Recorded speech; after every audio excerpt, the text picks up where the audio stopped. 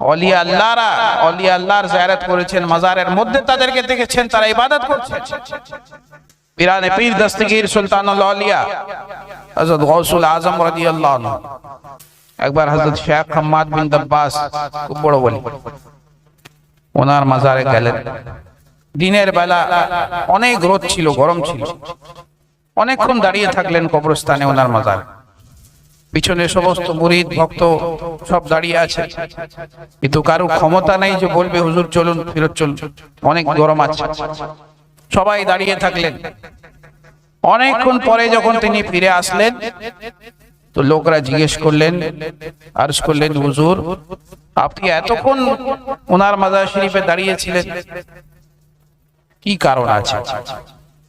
তো হুজুর গাউস পাক বললেন, একটা ঘটনা শোনালেন যে একদিন আমি, শেখ হাম্মাদ তখন জীবিত ছিলেন, তার সাথে সফরে যাচ্ছিলাম। তো তিনি আমাকে পুল থেকে, পানির যে পুল হয় সেই পুল থেকে ধাক্কা দিয়ে দিয়েছিলেন। তার কারণে আমি পড়ে গেছিলাম এবং আমি ডুবে গেছিলাম। তারপরে আমি উঠলাম, উঠে সাঁতার কেটে পার হলাম। তো যখন ওনার বিশাল হয়ে গেল,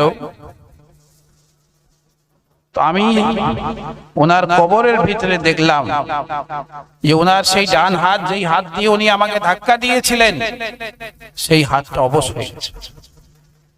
সুলতানুল আউলিয়া হুজুর গাউস পাক ওনাকে ধাক্কা দিয়ে দিলেন, আল্লাহ তাআলা ওনার ডান হাতকে অবশ করে দিলেন।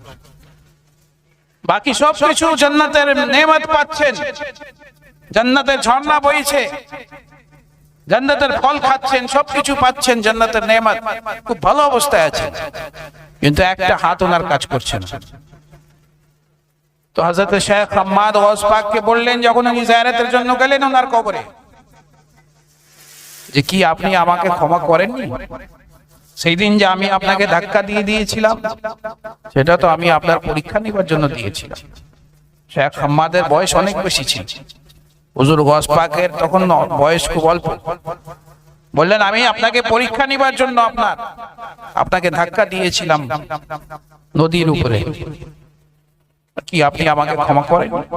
আমার হাতটা অবশ হয়ে গেছে। হুজুর গাউস পাক বললেন যে অবশ্যই আমি আপনাকে ক্ষমা করে দিয়েছি। উনি বললেন, আপনি আমার জন্য দোয়া করুন আল্লাহর কাছে। হুজুর গাউস পাক সেখানেই দাঁড়িয়ে ওনার জন্য দোয়া করলেন, এবং দোয়া করার সাথে সাথে ওনার হাত ঠিক হয়ে গেল।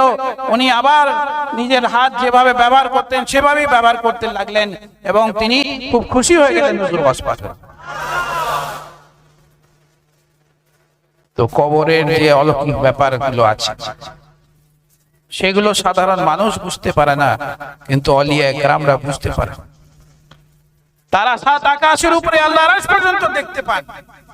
লৌহ কলমে কি লেখা আছে, পিরানে পীর দস্তগীর হুজুর গাউস পাক দেখতে পান, এবং সপ্তম জমিনের নিচে কি আছে হুজুর গাউস পাক দেখতে পান। তো 4 ফিট কবরের নিচে কি আছে গাউস পাক কি দেখতে পাবেন না?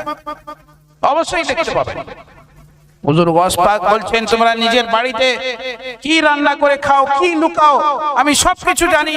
যদি আমার মুখে শরীয়তের লাগাম হতো না, তো আমি সবকিছু বলে দিতাম যে তোমরা কি কি করো নিজের বাড়িতে। কিন্তু আমি শরীয়তের লিহাজ করে আমি চুপ থেকে যাই, খামোশ থেকে যাই। তো ব্রাদারানে ইসলাম, আউলিয়া আল্লাহদের দরবারে যে আপনারা যান, তারা অবশ্যই বুঝতে পারেন